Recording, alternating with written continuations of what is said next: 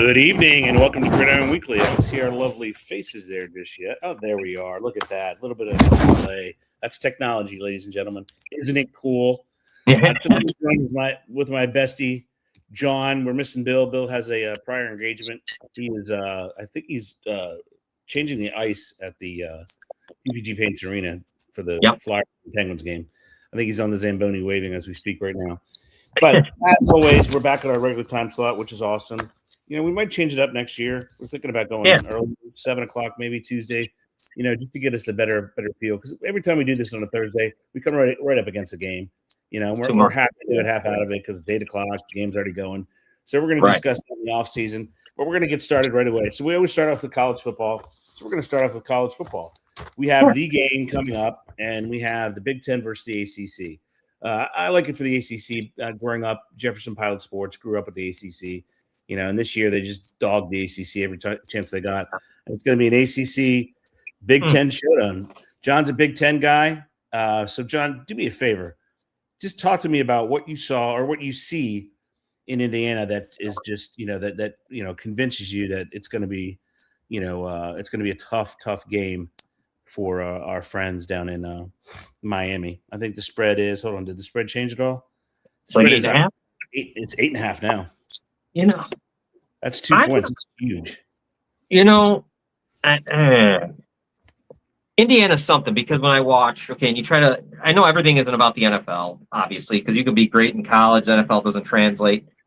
But I even look at like possible guys that are going to get drafted and stuff, all that kind of stuff. Indiana really, it's Cignetti, right? It feels like he is like I don't know how to put this. Like he's the guy that is, I mean, I know Mendoza's there. But it's like him that has built that into what you want. Like it's a real team. You don't really know. You just talk to people. Anybody that not just a casual fan, even some of the people that I know watch, they don't know a lot of Indiana players other than Mendoza. But you will know some of the Miami guys.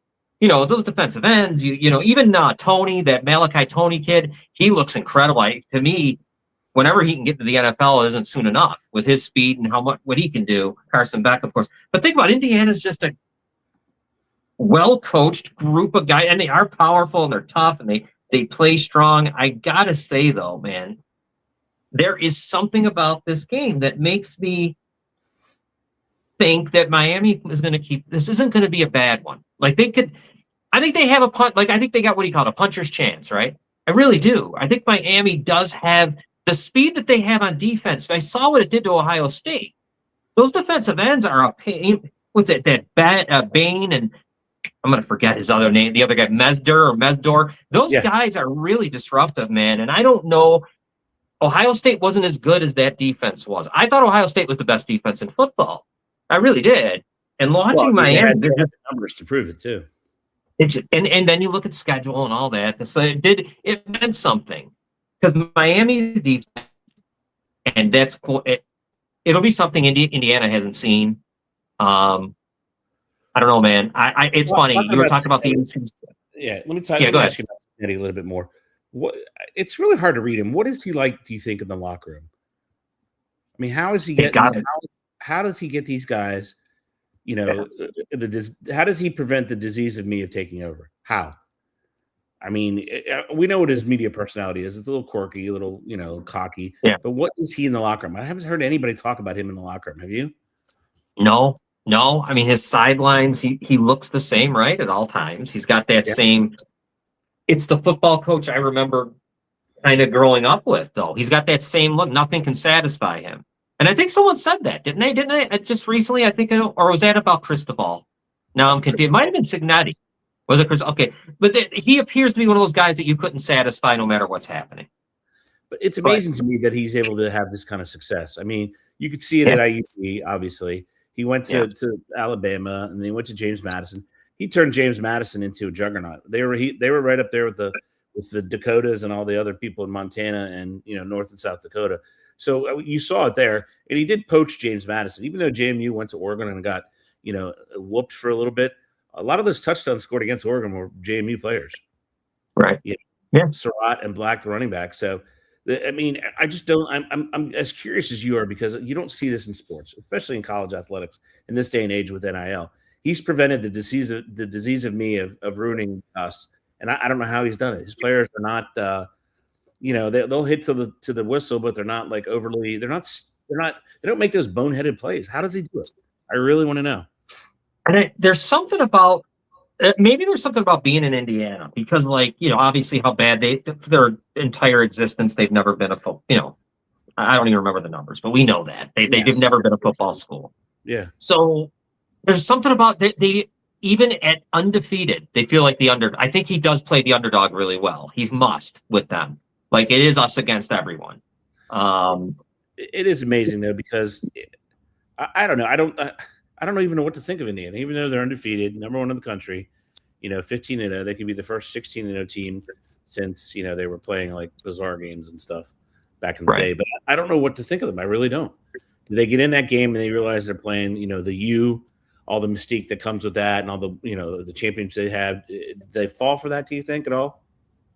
I don't know, man. They've already beat Ohio State. They got Alabama was a beating. I mean, and there's some mystique coming with them, of course. Yeah. I don't think anything's going to. It's in Miami. It's a home game for them. It's going to be packed with Miami fans. They're not going to have the advantage they had against Oregon. They're just not going to. I mean, Oregon doesn't travel, but Miami is going to pack that stadium. They're going to have Michael Irvin. They're going to have all those ghostly stars on the sideline. The Irvins, the Calais Campbell. They're going to, all those players are going to be on the sideline. I just don't know. I'm with you. I don't know that it's going to be a blowout, and I don't know what happens in Indiana if you get up on them quick. Say say it's reversed from last week. Say first quarter it's 21-7 Miami. What does Indiana do? They're not a quick strike offense, right? They don't have the Malachi Tonys of the world. And then what are they going to do if Miami gets the lead? Miami can hold the ball because they can run the heck out of the ball. They'll run their quarterback. They'll run those huge backs. So that's what I want to see. Can Indiana survive some sort of mishap or some sort of that they're not expecting to do? Like if he throws a pick six against Miami, the place is going to go berserk. First of all, I'm with you. I don't know. We'll pick here at the bottom of the hour, but I don't know. I don't know what else that Indiana has, because their matchups have been ideal for them. They just have everywhere they have. I think Ohio State. For me, when I looked at Ohio State, they lack speed on defense. And that was exposed in both the championship game, the Big Ten championship game, and against Miami. They just don't have the speed they need, and their offense was way too predictable. Right. So I think, and that was the difference in the game in both games. They knew exactly what was coming. But as far as Ohio State, I mean, they would deserve to be up there. I mean, they're going to send 57,000 people to the NFL again, right? So it's going to be. Go ahead. In Miami, though, they are so fast on defense. The two defensive ends. I mean, that was the first time I watched Ohio State, because even when they lost to Indiana, it was still a slugfest. It was still a bad. That was not like how they got beat by Miami. Miami made them. They're the team that made them look slow. They were the ones. They did it, because I hadn't seen that all year until that game. To me, that right there told me, Jesus, Miami. They really there's a different level. And Indiana hasn't seen it, because Indiana hasn't had to deal with it. I mean, the Big Ten, as much as I love it, I mean, once Penn State, faltered, and once Oregon was kind of, whatever with them. I mean, I don't know. I didn't really have I didn't think the Big Ten was as strong. And then Michigan's not good. I mean, so you only had Ohio State, Indiana, and I don't know, man. I mean, just Indiana. It proved really just Indiana was the class. But for me, it's always been referred to as the Big Slow 10, right? Mm-hmm. They always lack speed. Great linemen on both sides of the ball, but they lack that high-end elite speed. I think Miami has that. I mean, like you were saying earlier, that Malachi Toney, a freshman who shouldn't even be there. He should be a senior in high school. First of all, he graduates high school in 3 years, which is incredible. And then enters college. In the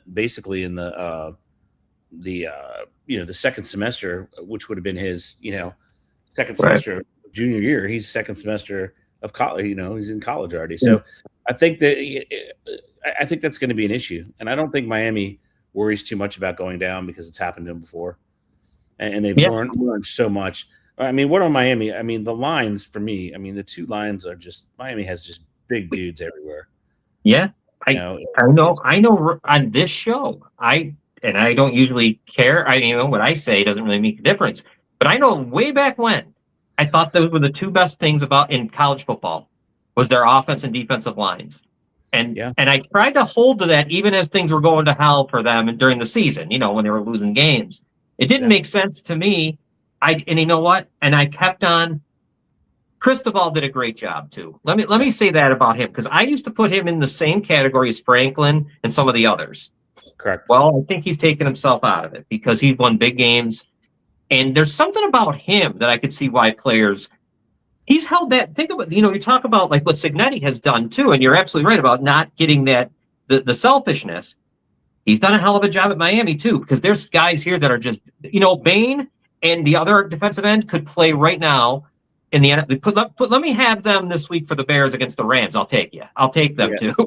And, Bain and yeah, you're absolutely right, and that's an excellent point too. Even down there with all the circus that is the U, he's kept those players in check.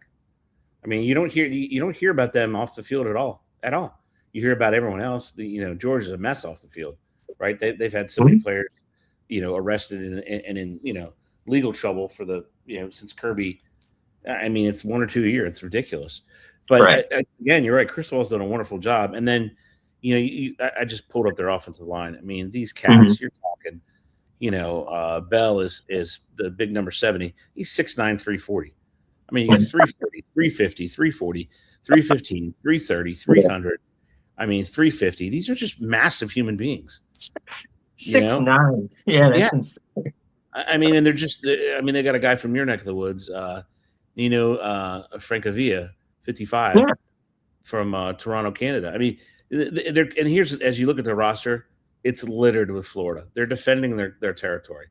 You have Miami, St. John's, Florida. You have Cape Coral. You have Orlando, another Miami, Orlando, Sanford, Florida. I mean, they're defending their backyard. Jupiter, Florida.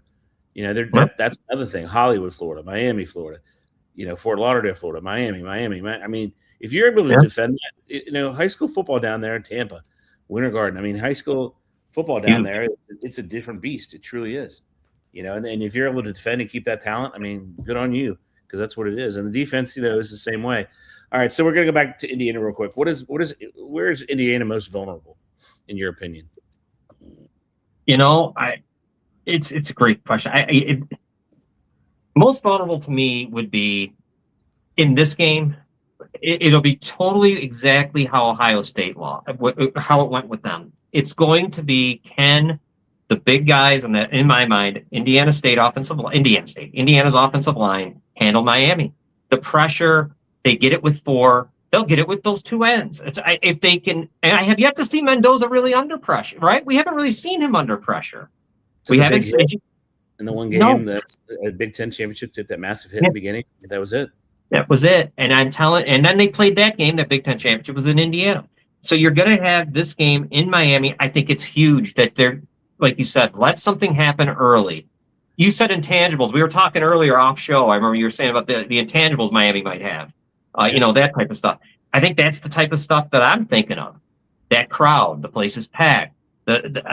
Everything is going to be against Indiana. And I think Indiana feeds off that, as I said earlier, being us against everyone, because, we're the Hoosiers. We should be playing basketball. Sure. Here we are, number 1 in the country. But I think it's the speed. I don't think they just don't have this. Even Sarah, I like the wide receiver, Elijah Sarah. He's Surratt, him, whatever. I don't know, though. He doesn't match the speed of Miami. It's going to be interesting. I'm going to tell you right now, man, this line of 8.5 is a little, I think it's, we're going to make the pick, but that's a little high. Yeah, well, Cameron, you said it started at 10.5, right? Yeah, I saw 10.5 a while ago, yeah. I wish I'd have got 10.5. Yeah.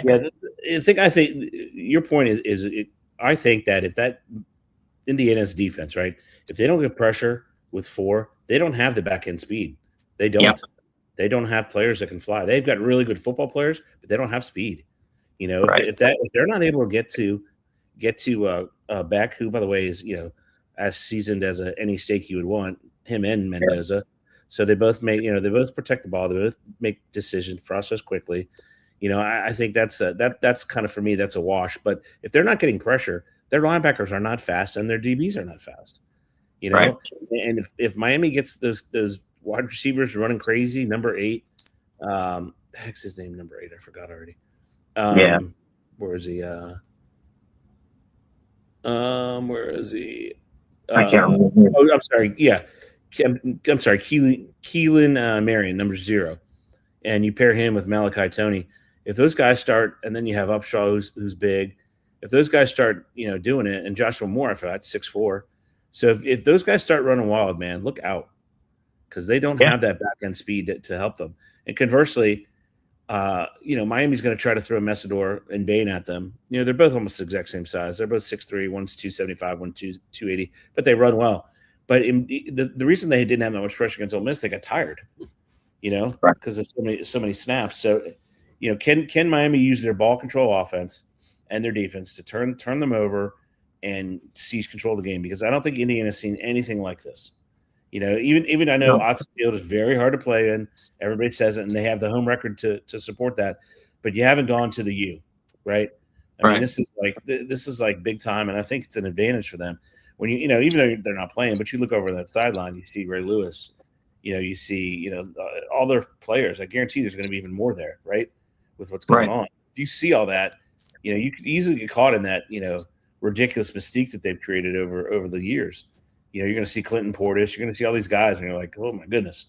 Edgerrin James, they're all going to come out of the woodworks. So I think that's really, for me, that's one of the disadvantages that Indiana has. But, on the what if Miami throws everything at them and Indiana survives it? Then what? Yeah, well, this is where they're gonna like, they're 15-0 or whatever they are. Yeah, 15-0.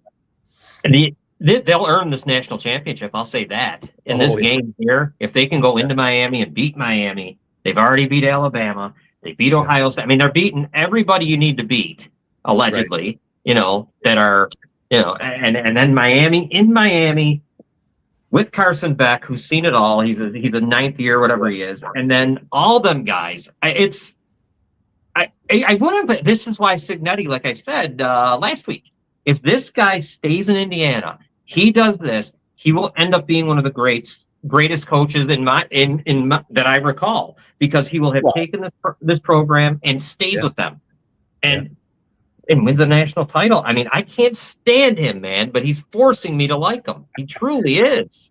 And it has to go down as one of the greatest seasons of all time, right? I mean, to beat all those names, and then have an undefeated 16-0 season, got to be one of the greatest seasons of all time. Yeah, just an amazing. You go to Ohio State. How good does Indiana look for extending them, right? Oh my God, yeah, right. No, that they are. I'd never in a million years, right? Just think back 10 years ago, even 5 years, thinking of Indiana. They showed them in the Copper Bowl or something years ago. They showed the footage from the 90s. It's. And they produced a couple quarterbacks. They have, Trent Green, one of the, Jeff George, Trent Green, two pretty darn good quarterbacks, out of there. But that's kind of it. I mean, they don't really produce that much of anybody else. So it's going to be super interesting, and I just, you focus on that, and I don't know that they have that much on that defensive line. I'll pull it up here in a second, but for Indiana, I mean, they had such incredible starts in their 2 games. They really did. Yeah, and that helped out a lot. I mean, the way they jumped on Oregon just was a mistake after mistake after mistake. Right? Yeah. They throw the pick 6. Dante Moore comes back, good on him, and goes right down the field, and they're able to, tie the game. And then they have all that. They get a stop, and they have all that crap with the mesh point and this and that. So it's going to be that's going to be interesting to watch. I'm in the midst of pulling up their defensive line. And the other point, an incredibly salient point you made with the fact of the NFL draft, right? Miami's got, good Lord, so many names that are going to go, and Indiana they just got football players, man. They just got ballers that want to play football. I mean, Tristan Abram, he's okay. I mean, they're just football players. That's pretty much what they are, right? Yeah. Stephen Daly was the one they were missing in the last game, correct? The defensive lineman. Yeah. Yeah. So he'll be healthy. So that's a boost to them, because he's smaller but quicker, 6'1", 260, and he's quicker. He's quicker. But other than that, you're right. I mean, their linebackers are okay. The best linebacker they got from James Madison, and then they have Kamara, who's good, and that Yeah. Mario Landino is pretty good too. He's always in there doing stuff. Everybody Mm-hmm. else takes the cake, but he's always in there. Nose to the grind and doing what works. But on the back end, the DBs, I don't know, man. I don't know if they're that fast. Yeah, I don't either, because even with Ohio State, when you think about it, they never had to. I don't know what happened there, but he said it was too predictable, and that would be Ryan Day's issue because he was calling the plays. Jeremiah Smith, you really didn't get to see much of it in Tate. You know what I mean? It was just really. They ran a complex zone, with blitz practice off that zone, and they just put the cap on the offense. They just really did. He could never get free. You look, Miami made that mistake with letting him get free a couple times, and he burned him, right? Yeah. On those deep plays. I don't think, so that's the other thing, they're not a quick strike offense, but I don't think Miami can do that with the way they played that defense either. Malachi Telley is immensely talented, but they still have to have, zones and areas to run through. Even if you do a complex, lateral and vertical routes, they do a good job on that zone. I mean, they're just football players. That's what it comes back to. What you said, they're just football players that the guy is able to get them all to buy in. Now, the question I have, it was repeatable, and in every place he went. IUP was repeatable. James Madison is repeatable. What do they do next year? What do you think? I know. That's a great question. The roster they got his brother, right? And did they get someone out of the portal or something? Somebody agreed to go there. I can't remember who it is. I can't. They have a freshman, Mendoza, and they had another freshman out of Indianapolis who's tiny, and Naperville, Illinois. They got a junior.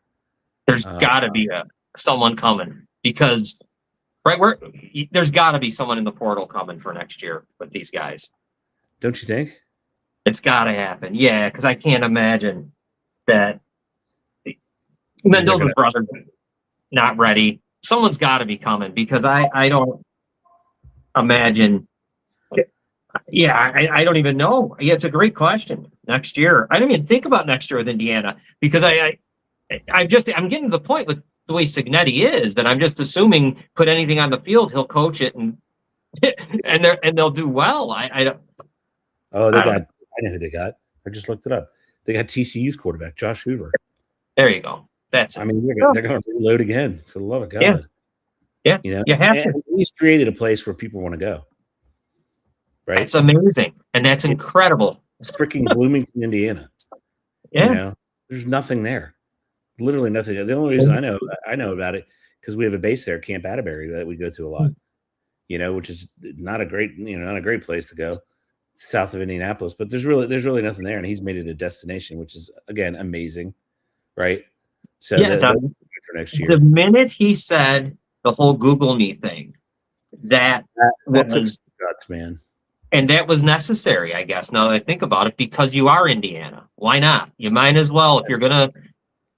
What's the difference if you're gonna fail? I mean, you might as well go down swinging with Indiana. And he knew it. That's the thing about this guy. I hate to keep singing the praises of him, but everything that he does is what you'd want everywhere. I'd want him as my NFL head coach. You'd want him at any level. You'd want him to be the head coach. That's I'm surprised an NFL team didn't try to see what they could do. Well, they're not immune to a buyout either, right? Right. I mean, they still got to do something with that massive $93 million that he's owed, which would be, he's not going anywhere. I truly believe he might be a guy who stays there. He may never leave. It feels like to me. I mean, why would you? You've got command of the program. You have national media there all the time now. You're getting recruits. You're getting portal recruits. I mean, obviously the university is giving you money, right? Or else you wouldn't be able to afford that. So it's just who's going to outspend who is what it's going to be. Hey, did the Big Ten do anything as far as scheduling, like the ACC did, and the other conferences where like the SEC, you're going to have to play everybody now? Did they do anything like that? I thought I heard that on the radio just the other day. I don't think they have yet, but I feel like they're going to. I would think they would. They're going to, but I'm not. I would assume. Yeah, I swear I just heard them talking about that, but they haven't yet. I think that was the whole thing on the radio show I was listening to. But the Big Ten hasn't done that yet. But I think. I mean, for me, it would just it would even it out because Yeah. you look at I don't like I don't like the blow off games, especially week 1 week before the season ends. Week 11. The college. Right. I don't like that where you play Abilene Christian or some other north, south, east, or west, some directional school. For me, that's not football. And Alabama is guilty of it all the time. Yeah. Because they this patty cake they do. And Notre Dame, they've got to do something too. They have to join a conference. No ifs, ands, or buts. Have to join a conference. Exactly, because if they don't, this keeps happening. This will always happen to them. I mean, I don't know how they can. You just and go to the the ACC, PC, and just dominate. Why not? Yeah, go to the ACC. Still keeps your rivalries. Stanford, they play them every year. They play Pitt every year. They do the Catholics or the convicts for Florida State and Miami. They can play the North Carolinas of the world. I just think they should do it. And I think they're not looking at the bigger picture. I wanted them always in the Big Ten. I've always wanted to see them play in the Big Ten. I can never understand. I mean, it's perfect. But now you're right, though. I mean, you got all those rivalries there. So you could just go in there easily into the ACC. They're in there for basketball, I believe. So and soccer and lacrosse, and they win all those. Most of the sports they're in there for. And then you help the ACC out, even though it shouldn't need much. It's got Miami, it's got Clemson, it's got enough. It's got enough big names schools in there. But that would just didn't. Actually, it makes so much sense to have them. They just won't do it, but it just makes too much sense. And then because they're most sports are obsessed with even numbers, which makes sense. I would go after West Virginia, right? Yeah. Regionally situated. Bring back the full time, the backyard brawl. And just that's what I would go with. Just because it does make sense, and then you're really competing, and you're able to still maintain a Power Four. Because quite frankly, I don't know about you, but if Miami had flamed out against Texas A&M and got blown away, I'd be hard pressed to keep the ACC as a power conference. I know. With especially when they did the ACC championship game and everything. No, I know. Yeah, I know of that with Duke and Virginia. That goofy freaking whatever they have there, and had Notre Dame gone in there, they would only have one loss in the ACC to Miami, so they would have been in the championship game, right? Yeah, they got it. I don't know how they don't. Well, I know why, but I mean, you would think as far as it goes with making this playoff, it'll always be an issue because they don't play a final. They don't have a championship game. And again, though, they don't have much to complain. They lost to Miami. If they'd have won that game, it was a good game, I remember. But that was it. I mean, I don't know if Notre Dame, though. Here's the thing. Notre Dame, now looking at it, and it's hindsight and everything, Notre Dame really isn't better than Miami, though. Because Notre Dame doesn't have this type of speed. They don't have this, what makes Miami special to me is the defensive ends. They really do. That's what makes them special all around. Malachi Toney, I'm going to say this too. Him on special teams is electric. It's really good to watch. Oh yeah, you miss one tackle, the kid's gone. And gosh, I can see that. About it is he's a hell of a blocker as a freshman. I mean, he goes right down the line. He takes on any defensive end. Obviously, he has the leverage somewhat because they're focusing, on other things. But the kid is not, and he's in every game, and there he is at the end of the game. Who's he with? He's with his mother, his mom. Right. Yeah. So again, a class act. He's just found some really good, classy guys and good for them. Everybody was tired of the stupid U and all their nonsense. But And you know who else really changed himself and almost becomes likable and all that is Carson Beck. Yeah. I mean, the way he has become. I mean, you almost root for him where I didn't in the past for Georgia. Yeah. But no doubt about it. It's an incredible redemption story. Yeah, what he did to get his elbow back in shape. All right, we are at the bottom of the hour. Okay, it's time to switch. So Bill didn't send his pick. So for Bill, I'm going to pick for him, and I'm going to take Miami plus the points because I think it's going to be closer, and I think Miami can give them a game. And of course, I could be horribly wrong when they fumble the ball twice and it's 14-0. They can never come back. But I'm going with Miami the points. What do you say, John? Yeah, I'm taking Miami the points, and I'm thinking that if Miami can win this game, if they can get that special teams touchdown, or they can cause some kind of some chaos. But I like the speed of Miami. I got to take the 8.5. I wish I'd have got on it at 10.5, but 8.5 is great. Yeah. So what we're going to do is obviously we're going to break down the game next week, but after that we're going to have. Hopefully, we'll switch our time after that. Switch it to Tuesdays, and the off season will look very easy. We'll talk the first week. We're going to talk about all the transfers and then transfer windows, who won, who lost, something like that. And then we are going to this year, like we did last year, we're going to pick a group, of players, safeties, DBs, linebackers, defensive line, and we're going to do all before the draft, and we're going to do our mock drafting. So now we're moving on to the big boys, the NFL. I don't think that they could, if they tried to, if everyone thinks it's fake and they tried to script it, they could not have got a better wild card weekend. Every game, with the exception of two, so it isn't every game. 2 games were a blowout, but the other ones were fantastic one-score games. Yeah. So we're going to start. We'll start really quick. You take the Bills from last week. Wow. You take the Bills. Boy, that was a good one. That was one of the best. I'm sorry. I was out of order. Sorry. We'll do Rams and Panthers. I'll take the Panthers. You take the Rams. Go for it. All right, man. The Rams. Well, I mean, that was it was much closer than I ever expected to see. Honestly, I didn't expect it to be close at all, and it was a great game. For some reason, it looked like I don't know what it was with.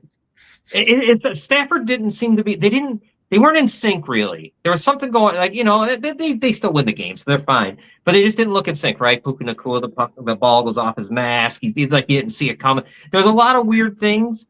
But ultimately, I mean, Jared Verse, that's a great. They're probably the best. They're probably the best team. I mean, in the NFC. So I mean, they did what they had to do. It was closer than I thought. There's not much for me to think about them, man. They're the most balanced, right? They're the best team on both sides. So, and the Panthers, I give them credit. They held their ground. They almost won the game. They really could have, if things could have been a bounce here or there.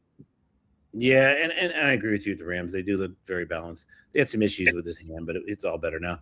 But the Panthers, you're right. Panthers went down. Unthinkable for Puka to drop. You're absolutely right. He did not expect that, did not judge it well because he couldn't believe the ball was there.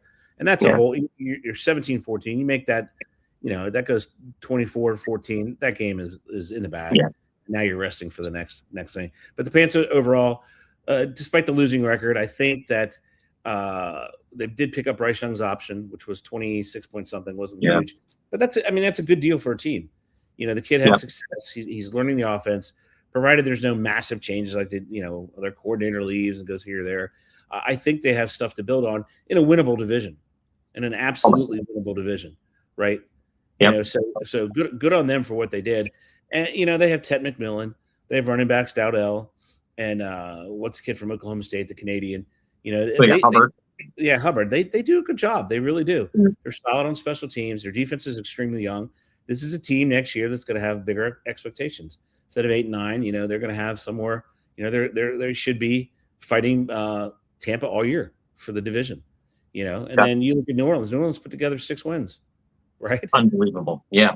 Exactly. Great coach. The quarterback looks good, But I thought the Panthers did well, showed themselves, tremendously well. But the Rams probably are the most balanced right now. All right, let's go to move to our next one.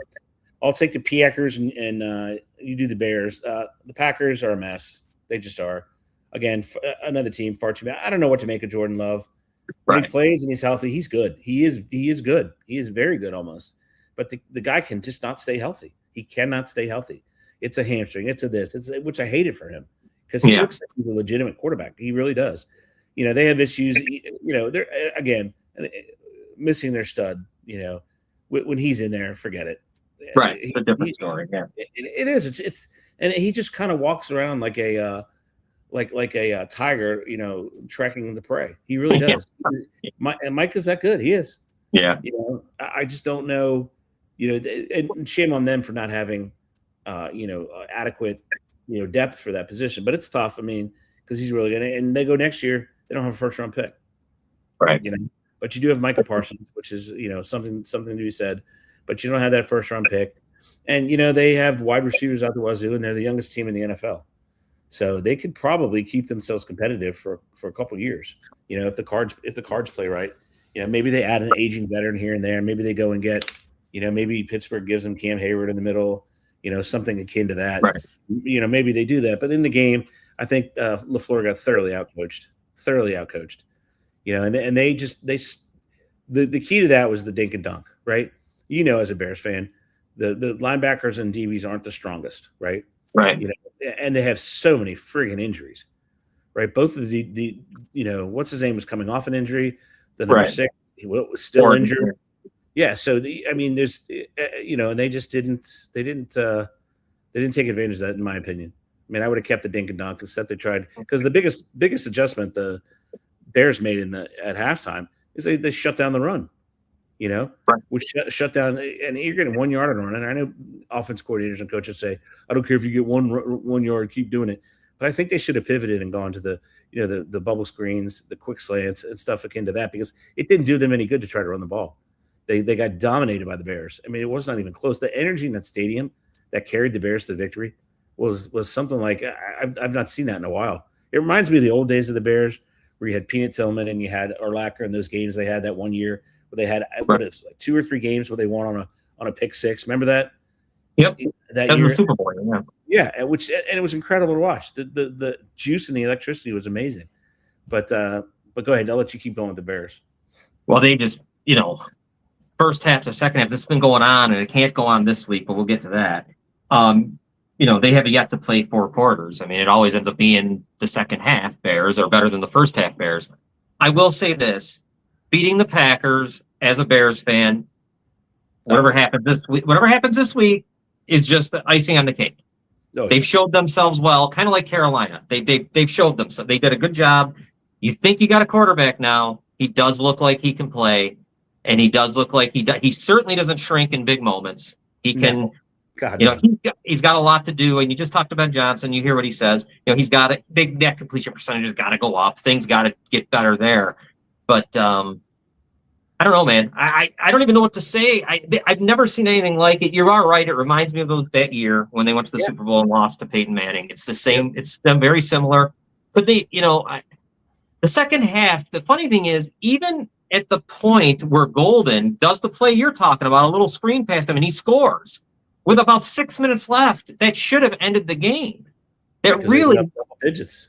Yep, and they missed the extra point. They missed some field goals, and McManus. I mean, the Bears aren't even running the ball well. That's the other thing that I've noticed the last 3 weeks. They haven't been able to run the ball really well. And the thing is, you have 2 solid backs too, which is weird. Yeah, they're having a hard time running the ball. I don't know, man. It feels like this week might be the time's up on them, but it's hard to say because you watch this and Ben Johnson has them almost in a Signetti-like way believing that they're. How could you not? He did it 6 times this year. Yeah, over and over and over. It's the same thing. So I mean, that's the way to go. All right, let's go. We'll move on now. You live in Buffalo. I'll let you take the Bills, and I'll take the Jags. I'll go first. Jags. Okay. Jags showed themselves very well. I mean, I don't think I don't know about you. I don't think Travis Hunter is a difference maker. I just don't. Not yet. Yeah. I don't know. What's the guy really going to do except for really silly little trick plays every once in a while on defense? It's not like he's a lockdown corner or anything. I'm not a huge fan of his, but I think the Jaguars did well. They have the talent. I think Lawrence is finally coming into his own, and this should be a cautionary tale to teams that take quarterbacks in this upcoming draft. Some quarterbacks take longer, i.e. Bryce Young and Trevor Lawrence. They take longer to mature, right? Yeah. CJ Stroud didn't take long, although he had a terrible game, but we'll get to that. But I thought they did well. I think their future is bright. I think they're in a very competitive division, though, depending on what Indianapolis does with the quarterback position. But Jacksonville, overall, they showed Duval, they showed him proud. Go ahead. Yeah, and Liam Cohen should be possibly coach of the year. I mean, what he's done with Trevor Lawrence and that whole thing. I mean, they got to be proud. They just got to admit now, much like we just talked about the Bears, they got to build on this next year. You can't take a step back. Got to keep, putting layers on it and go forward. As far as the Bills go, Josh Allen's just he's the reason they win. I don't care what happens, when it happens, or whatever goes on. He's the sole reason the team wins. I mean, their defense is a little better, though. I will say they deserve a little break because the national media, I don't think, realizes in the last since week 12, they've done a lot better job stopping the run. and they haven't been half bad. Their defense hasn't been half bad. So that's not a big of a liability as people like to say it is. Because I think they think back to weeks 1 through 6. So the defense hasn't been bad, and Allen is a machine. I mean, he got hurt 3 times in that game, and he just, as long as he's standing up, they have a chance to win any game they're in. So I agree. It's amazing. All right, we'll move on. You start. Take the 49ers. Boy, there's another guy who could be coach of the year. I don't know how they do it. The Eagles should be. The 49ers. I got to imagine that their time is up this week, but winning that game was a huge win for all the injuries they have and everything else. I mean, they're riddled, and McCaffrey's unreal. I think he should be MVP. I really think without him, they're in trouble. He's closing in on 500 touches. He's unreal. Yeah, and I can't believe he stayed healthy the whole year. That's a miracle. But good on them. That's what happens when you get an entire year off to heal, right? Mm-hmm. That's what happens. He healed for an entire year. Yeah. Right. Got healthy. And you could see the guys, he dominated that game. Absolutely dominated it. And I just don't know what else to say, man. That team shouldn't have gone to Philadelphia and won. No, they just shouldn't have. Philly's a hot mess. They really are. I mean, I'll say they're just a hot mess. You can't, I don't care what you say about heat of the moment, blah, blah, blah, blah. You cannot have players and coaches going at it after each other. You can't do it. That's not a winning philosophy. And he has so many personal issues, Sirianni. And you just can't have that. And Jalen Hurts, their running game didn't work. Obviously, it didn't work, right? Because Saquon was just average. Although toward the end, he was putting some together, but they lost too many players. You lose too many players off your line, and that was the problem with them. You lose a Mekhi Becton, who was terrible as a tackle, but an unbelievable guard, right? Which I think that But anyway, I think they're a hot mess, and they have lots of cap issues. The last year of his contract, Jalen Hurts is like $80-some million or something. It's ridiculous. So, but yeah. Anyway, all right. Chargers, Patriots. I'll take Chargers. You take Patriots. I'll go first this time. Chargers cannot stay healthy. Nope. I mean, you lose 2 All-Pro tackles, and that's the difference. Herbert it's a shame because the guy's incredibly talented. Throws one of the most beautiful balls that I can see somebody throwing a football. And it's a shame because he's. Harbaugh, they fired a bunch of people, but they have to somehow stay healthy. Have to. And if they stay healthy, they got a bright future. But in this game, they could not. First of all, they couldn't get out of their way. They just couldn't do anything at all. Go ahead. Yeah. No, that was basically about it. You're right. I mean, Patriots got a nice break of a game. I mean, it wasn't a tough one for them at all. They were able to, and you get that feeling of playoff football for the quarterback and stuff. And it wasn't a great game at all. It wasn't very exciting. It was a horrible game. I feel bad for Herbert too. I mean, a little bit on the Chargers real quick. I know they got the offensive line was riddled and everything else. I hope Harbaugh can fix it because it would be nice because that guy's going to go down as one of the. He won't even be it won't even be like the Dan Marino thing. It'll be even more disappointing, unfortunately. So, I mean, New England almost had a bye, kind of. Yeah, in a way. Yeah, you're right. So, which was amazing that they were able to do that. Yeah. All right, we'll finish it up. You go first. You take the Texans, and I'll take the city that I reside in. Go ahead. Okay. The Texans again, and that was almost by it was a terrible game. The Steelers are, I mean, I don't know. I'm still not a big CJ Stroud. I have a feeling there's something isn't right with him. I'm not a big fan. I'm going to say it right now. And I'm an Ohio State guy. I'm just not a big fan. He looks confused. He always looks confused to me. He just, I don't know what it is. They don't have a running game. They don't have much on offense. So I don't know where they go next. I don't know what happens this next round. We'll talk about it. But I mean, especially with the injuries. All right. They beat the Steelers and I don't know if the Steelers probably should have been there. So.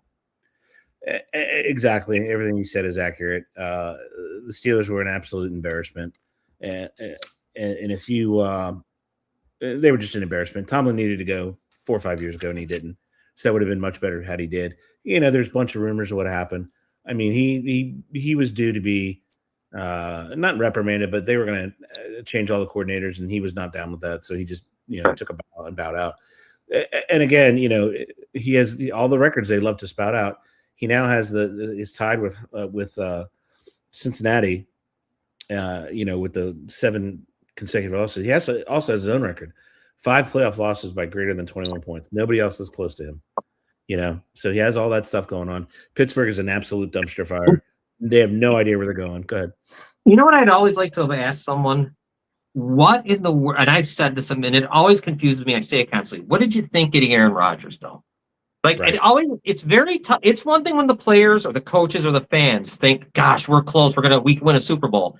It's disturbing to me when the management thinks that. Because why do you bring an Aaron Rodgers in? Truly, there was no reason for him to be in Pittsburgh this year. Yeah. It was kind of I never understood it, man. Yeah. And they have and they went even further on his first round picks. He has a hit rate of less than 9% in the first round. Yeah. And the league average is 44. He's at 8.4, something like that, 8.9, something like that. And he doesn't develop anybody. He can't develop anybody. He took a lot of players. I would have championed if the Steelers defense was, say, 4 years younger. You had a 32-year-old Cam, 28-year-old Watt, and you brought in Rodgers. That's a success, right? Because he was average, and that's all you had to be if the defense was younger, But the defense was very old. It showed itself over and over and over again. To me, no idea where they go. The odds-on favorite in Vegas is the Chris Shula, Don Shula's grandson. But he's a defensive coach. 13 out of the last 14 Super Bowls have been won by an offensive coach. The league is passing the Steelers by. You cannot win with the defense, especially when the defense is old. Their defense is very old, and they're just old and creaky. And no way you can hide that. There's no way at all. They had to switch Jalen Ramsey because he couldn't make it a corner because he's too slow. And at safety, he was lost, completely lost. And it was never Minka's problem. Why Minka became the scapegoat, I have no idea. So, but it completely odd. But anyway, they've got, and to further embarrassment, they got the draft coming here. That's right. Show off this, that, and the other. And for their stupid streak with the coaches in 50 some odd years, 3 coaches in 57 years, that's fantastic. And that netted you 6 Super Bowls. That's great. And 8 appearances. You know what Belichick did in 18 years? 9 appearances and 6 Super Bowls. He matched you in 18 years. So their idea of this, and you can go one of 2 ways with the Steelers. You can go with a $6 to $8 million coach, or you can go with the $13 to $17 million coach. There's no way they're doing that. They're going to the 6 to the 8. And that's just the way they are. And for Art Rooney II to get up there and say, "Hey, we don't rebuild, reload, we reload." You're not that team. Once you lost your franchise quarterback. Yeah, no, there's no reload. There's a lot of really what he should say. There's a lot of work to do, because there really is. There's a lot of work to do, and let the people know that. Don't give the fan. That's just tell the fans straight out. You got work to do. You might have a little pain here for maybe you don't make the playoffs next year for the first time in a long time. But here's the deal that the national media that I hope they're smart on that, but I don't think they are. What they're going to do is, I don't think the Steelers have a very tough schedule next year since they won the division. Baltimore got off easy. They got to play the number ones from every number one they got to play. So once they go below 500, the national media is going to say, "Oh, look what you got to do." They're just that stupid and that brainwashed about Tomlin. They really are. He is a good coach. He's not a great coach. I'm just sorry he's not. I listened to James Harrison, who says the same thing. He said he's a gimmick guy. Terry Bradshaw said he's a cheerleader. Other players come out. I mean, he had all those players. Rodgers was a marketing tool, selling false hope for cash. They tried with Wilson Fields and Trubisky before him. Excellent point. That's an excellent point. Who's that? That's Steelers freak. Yeah, all true comments. The Steelers are 20 years behind. It's a fact. They just are. They're trying to play in a world that does not exist anymore. In 2000, that's what they did with Trent Dilfer, right? Right. It followed up in 2004 with Brad Johnson and the Tampa Bay Buccaneers defense. You can't win that way any longer. Right. All right, folks. Enough of that nonsense because that's in the past. Let's move to the present. The divisional round. All right. Yeah. So first game we're going to talk about the Bills and the Broncos. John, you're going to start our first. The line is Denver with as a home favorite, 1.5 point, which is basically a pick 'em. Who do you think wins that game? If Allen is okay, which he is, I'm going to go with Buffalo to win the game. I don't know why. I don't know why I go with Denver in this. I honestly, I think Harrison's out, Poyer's out. I know that I just came out today. They lost. I'm going to go Buffalo. Yeah, they lost that too. I don't even know if it matters. They're not even good. Those receivers aren't good. So it doesn't matter. They're all interchangeable. They're nothing. Maybe if Coleman gets his head out of his butt and he can do something and because he is a little dynamic, kind of, he can jump. Yeah. And as long as Kincaid's healthy and they run the ball, they'll leave Denver with a win. And Allen probably wills them to victory if he stays healthy. Not quite sure about Denver. I'm still not. And I know that's terrible to say. I'm still not sold. But maybe I will be after this week. So I'm picking for Billy, and I'm channeling Billy right now. He would say the Bills because Billy is not a believer in Bo Nix. Bo Nix for me, as well as Billy, too inconsistent, too up and down. You know, if he was more like a steady Eddie, where he just has too many swings, right? And you can't win that way with too many swings. Right. So Bill goes with the Bills outright. All right, here we go. Bill's going to pick first, 49ers and Seahawks. 7 points. It was 7.5 earlier. It's come down a little bit. The 49ers have an extremely talented defense coordinator in Robert Salah. They have the man at the top of the tree with Shanahan, who produced everybody, damn near everybody who's coaching now. He's at the top of the tree. That offense in San Francisco is a true plug and play. He makes any quarterback look better. The way that offense is designed, he just makes everybody look better. 7 is a huge number, but I'm going to take the 49ers and the points, or Billy is. Go ahead, John. Yeah, I am also going to take the 49ers and the points. I'm not going to think I don't think they'll win. This Darnold thing really bothers me a little bit. It's very strange, and the way he set his back and he tweaked it and all this stuff, and the way he talked, and Drew Lock taking first team reps today. Yeah. San Francisco, I can't believe he would say what he said and told everybody his back is hurting him. I'm going to go with the 49ers plus the points. There you go. All right, we move on to Sunday. Sunday. The Texans and the Patriots. The Patriots are a 3-point favorite, over under 40.5. The Texans defense is for real. They are for real. I think New England runs the ball very well, right? So I think if New England is able to establish the run, I think New England wins going away. Because they're not going to have Drake May's not going to be silly with the ball, right? He's going to utilize his legs, and I would take Billy's going to take the Patriots outright to win because I'm with you. C.J. Stroud fumbled the ball 4 times, threw 2 interceptions. I mean, the Steelers are just that bad. He attempted to give them the game. I mean, he lost to the ball. So, but I'm taking Billy's taking the Patriots. And I'm doing that too, just for all the same reasons. Houston just doesn't have an offense. They really need to get one next year to be at least a little, because that defense is ready to win.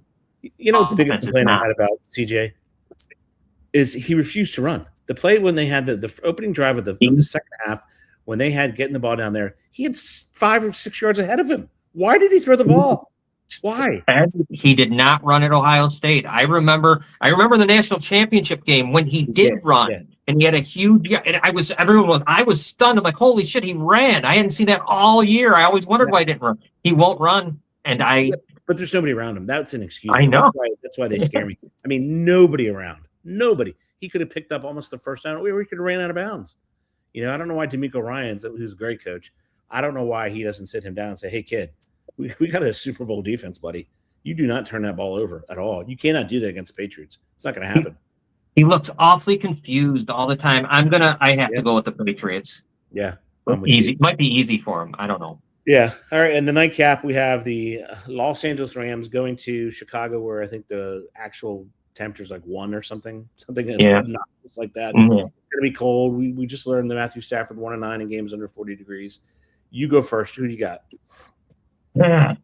Rams by 3.5, by the way.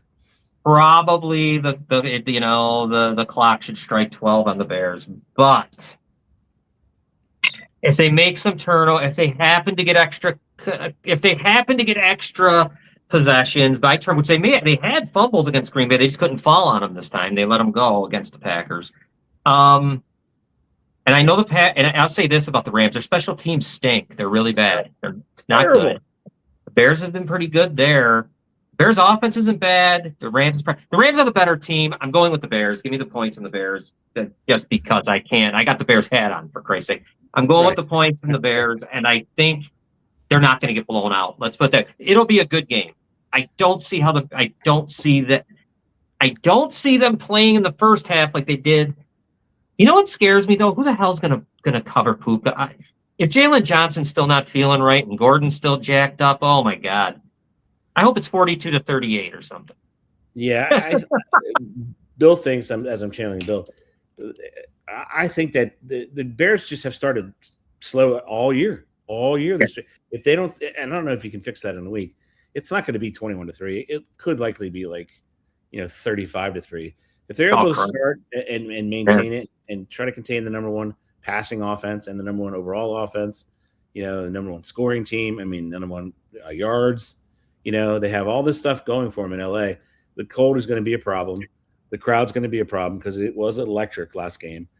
3.5. I mean, I think the Rams should win, right? Because I think they're the better team, more balanced. But you just never know when you go into Chicago. But I'm going to take the Rams outright because I just think that the defensive backfield is not going to be able to handle either receiver, Devontae or Puka. Because there's something. The guy has some kryptonite somewhere. I don't know where he hides it. I don't know if it's in his shoe, his pad, but the guy is just incredible. Well, it is scary because if Romeo Doubs can get 127 yards receiving, it is a scary thought of what could happen here. It needs to be very windy and cold and just, I don't know, and turnovers. That's what you got to have if you're a Bears fan. You need turnovers. You need some wacky scores. You need some weird things to happen. And you got to make sure they start. If they start on time. Yeah. Which is weird because, and I'm like you, I always knew Caleb could play. It's just the fact that you have to be able to deal with his idiosyncrasies. And who the F cares? I don't care if you paint your hair, do whatever the hell you want as long as you win. Who cares? Even if you're losing, who cares about all that stuff? The kid looks rejuvenated. He looks like he's having fun. Looks like he wants to play. And he is no joke, man. Don't mess up around him, right? He's no joke. No, he's giving it to people, which is good. That's what he should do. Yeah. And he gets that from Ben Johnson. I guess Ben Johnson in the beginning, training camp was just bullied him.